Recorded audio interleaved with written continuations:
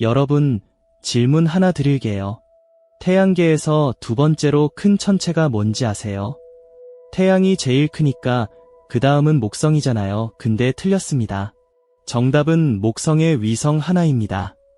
위성 하나가 수성보다 크고 명왕성의 2배가 넘어요. 이름은 가니메데. 그리고 이게 끝이 아닙니다. 태양계 수백 개의 위성 중에서 딱 하나만 자기장을 갖고 있어요. 그것도 가니메데입니다. 거기다 얼음 껍질 밑에는 지구 전체 바다보다 많은 물이 숨겨져 있을 가능성이 있어요. 그냥 큰 돌덩어리가 아닙니다. 위성은 우리가 몰랐던 방식으로 태양계의 상식을 하나씩 부수고 있어요. 오늘은 그 이야기를 해볼 거예요. 목성의 그늘에 가려져 있던 태양계 최대의 위성. 여러분이 몰랐던 가니메데의 진짜 이야기 지금 시작합니다. 가니메데가 처음 발견된 건 1610년이에요. 망원경을 처음 우주에 들이댄 갈릴레오 갈릴레이가 발견했습니다. 그날 밤 갈릴레오는 목성 주변에서 이상한 걸 봤어요. 작은 점 4개가 목성 곁에 나란히 붙어 있는 거예요. 그리고 며칠이 지나자 그 점들의 위치가 조금씩 바뀌어 있었어요. 갈릴레오는 직감했습니다. 저건 별이 아니야. 목성을 돌고 있는 위성이야. 이 발견은 당시 유럽 전체를 뒤흔들었습니다. 왜냐면 그때까지 사람들은 우주의 모든 천체가 지구를 중심으로 돈다고 굳게 믿었거든요. 교회도 그렇게 가르쳤고 누구도 의심하지 않았어요. 근데 목성 주위를 도는 천체가 4개나 있다는 게 확인된 거잖아요. 지구 중심설에 결정적인 균열이 생긴 순간이었습니다. 그 4개의 위성 중에서 제일 큰 게 가니메데였어요. 지금 우리는 이 4 위성을 갈릴레이 위성이라고 부릅니다. 이름은 그리스 신화에서 왔어요. 가니메데는 트로이의 왕자였는데 그 아름다움에 반한 제우스가 독수리를 보내서 직접 올림포스로 데려왔다는 인물이에요. 신들의 연회에서 수를 따르는 역할을 맡겼다고 하죠. 죽을 운명의 인간 중에서 가장 빛나는 존재. 이름만큼이나 위성도 태양계에서 독보적입니다. 자, 그럼 가니메데가 얼마나 큰지 실감해봅시다. 가니메데의 지름은 5268km입니다.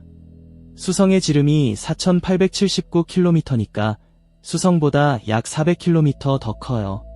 위성이 행성을 크기에서 앞서는 겁니다. 달과 비교하면 어떨까요? 달 지름의 1.5배예요. 우리가 밤하늘에서 보는 달보다 훨씬 크다는 거죠.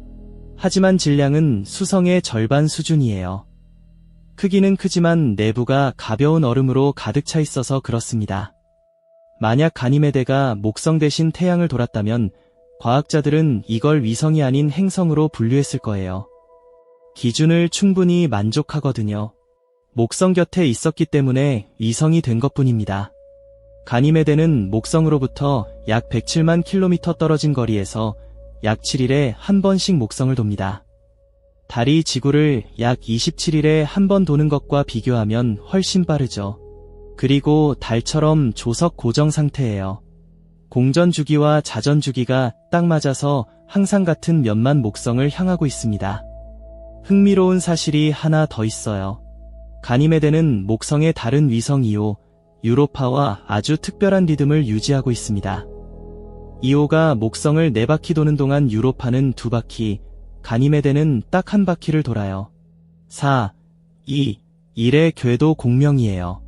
마치 새 행성이 오랜 시간 맞춰온 우주의 박자 같은 겁니다. 이 궤도 공명이 각 위성의 내부에 엄청난 영향을 미치는데 잠시 후에 그 이야기를 하게 됩니다. 이제 가니메데의 표면 이야기를 해봅시다. 가니메데 표면은 크게 2 종류의 지형으로 나뉩니다. 하나는 어둡고 크레이터가 많은 오래된 지역이고 다른 하나는 밝고 기다란 줄무늬가 새겨진 지역이에요. 어두운 지역은 태양계 초창기 약 40억 년 전의 충돌 흔적이 그대로 보존된 지형이에요. 시간이 멈춰버린 것처럼요. 그 오랜 시간 동안 화산도 없고 침식도 없어서 흔적이 고스란히 남아있는 겁니다. 반면 밝은 줄무늬 지형은 완전히 달라요. 이건 지각이 뒤틀리고 갈라지면서 생긴 흔적이에요. 지구에서 지각판이 이동하면서 산맥이 생기듯이 가니메데 내부에서 강한 힘이 작용해서 표면을 갈라놓은 겁니다. 수십억 년 전 어느 시점에 가니메데 내부가 극적으로 재배열되면서 이런 지형이 만들어졌다고 과학자들은 보고 있어요. 두 지형이 한 천체에 공존한다는 건 아주 중요한 의미가 있어요. 가니메데가 단순히 얼어붙은 돌덩어리가 아니라 수십억 년에 걸친 역동적인 역사를 가진 복잡한 천체라는 증거거든요. 그런데 과학자들이 정말로 흥분했던 건 표면이 아니었습니다. 바로 내부 구조였어요. 가니메데는 태양계 위성 중에서 내부 구조 분화가 가장 잘 이루어진 위성 중 하나입니다. 쉽게 말하면 껍질을 까보면 지구처럼 층층이 나뉘어져 있다는 거예요.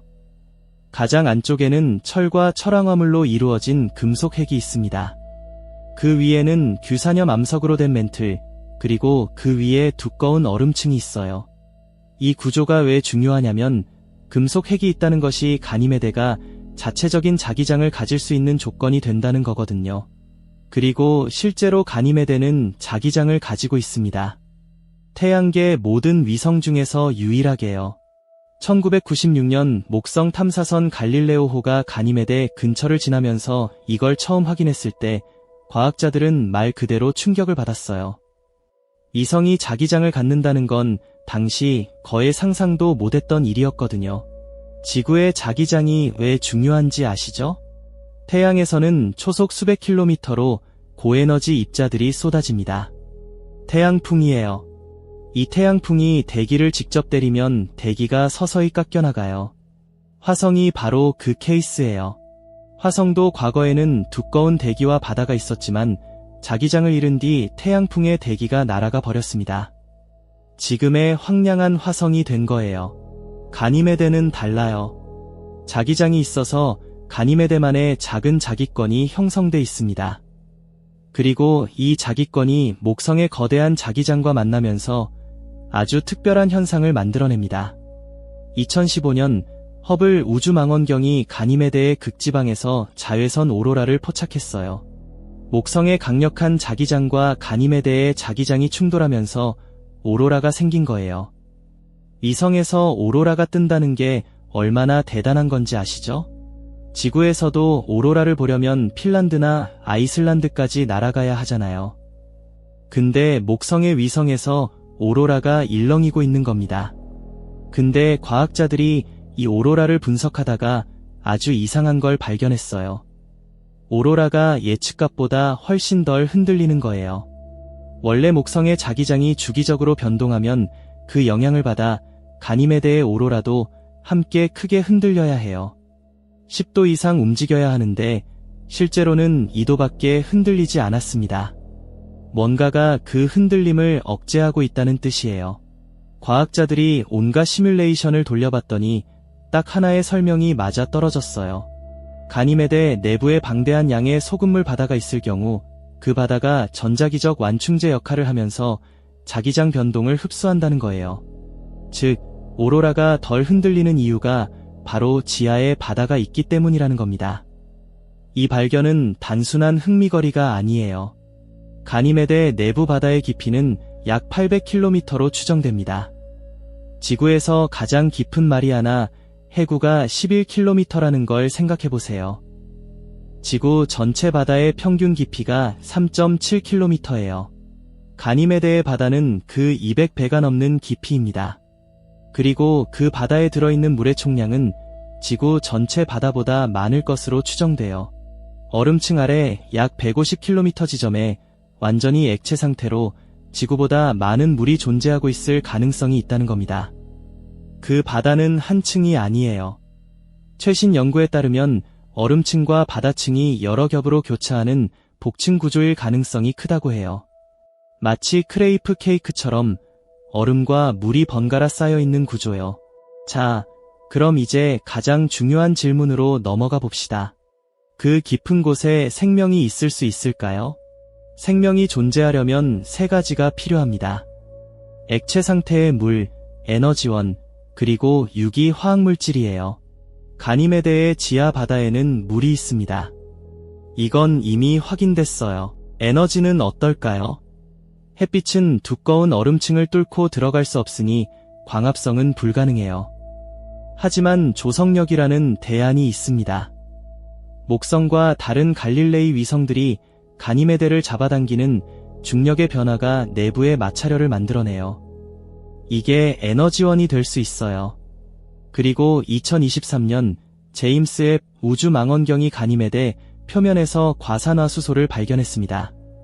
과산화수소는 산화 반응을 일으키는 물질인데 이것이 얼음 속으로 침투해 지하 바다와 반응하면 화학에너지를 만들 수 있어요. 생명이 쓸 수 있는 에너지원이 하나 더 생긴 거예요. 유기화합물도 표면에서 흔적이 발견됐어요. 이산화탄소를 포함한 여러 유기화합물이에요. 세 가지 조건이 다 갖춰지고 있다는 겁니다. 지구에서도 빛이 전혀 닿지 않는 깊은 바다 및 열수공 주변에서 생명이 발견됐어요. 섭씨 수백 도의 물이 분출되는 그 극한 환경에서도 박테리아가 살고 있었어요. 생명은 우리가 상상하는 것보다 훨씬 강인하고 훨씬 다양한 방식으로 존재할 수 있습니다. 가니메데의 바다가 그 가능성의 후보 목록에 이름을 올리고 있는 이유가 바로 거기에 있어요. 물론 아직 확실한 건 없어요. 생명의 흔적이 발견된 것도 아니고 바다의 존재 자체도 아직 간접 증거 수준입니다. 하지만 그래서 오히려 더 흥미롭지 않나요? 우리가 모른다는 건 아직 가능성이 열려 있다는 뜻이니까요.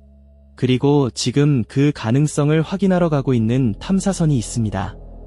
유럽 우주국이 2023년에 발사한 주스, 첼시예요. 목성 얼음 위성 탐사선이라는 뜻으로 2031년 목성계에 도착해서 가니메데, 유로파, 칼리스토를 탐사할 예정이에요. 그 중에서도 최종 목적지는 가니메데입니다. 2034년에 가니메데 궤도에 진입해서 처음으로 다른 행성의 위성을 전용 궤도선이 도는 역사적 순간을 만들 거예요. 주스가 가니메데에 도착하면 뭘 알 수 있을까요? 지하 바다의 실제 두께, 내부 구조의 정확한 모습, 그리고 혹시 생명이 살기 적합한 환경인지에 대한 훨씬 구체적인 데이터를 얻을 수 있게 됩니다. 가니메데를 돌아보면서 저는 이런 생각이 들어요. 우리는 오랫동안 태양계의 중심이 지구라고 생각해왔어요. 생명이 있는 곳은 지구뿐이고 다른 천체들은 그냥 있는 존재라고요. 근데 탐사선이 하나씩 날아갈 때마다 그 생각이 조금씩 흔들립니다. 수십억 킬로미터 떨어진 위성 하나가 자기장을 갖고 있고 그 얼음 밑에 지구보다 많은 바다를 숨기고 있고 심지어 생명의 조건까지 갖추고 있다면 우리가 생명에 대해 가지고 있던 가정 자체를 다시 써야 할지도 몰라요. 생명은 따뜻하고 밝은 곳에만 있는 게 아닐 수도 있습니다. 빛이 닿지 않는 깊고 어두운 곳에서 우리가 상상도 못한 방식으로 살아가는 존재가 있을 수 있어요. 가니메데는 그 가능성의 이름입니다. 오늘 영상 어떠셨나요? 가니메데처럼 숨겨진 보석 같은 천체가 또 있습니다. 바로 목성의 또 다른 위성, 유로파예요.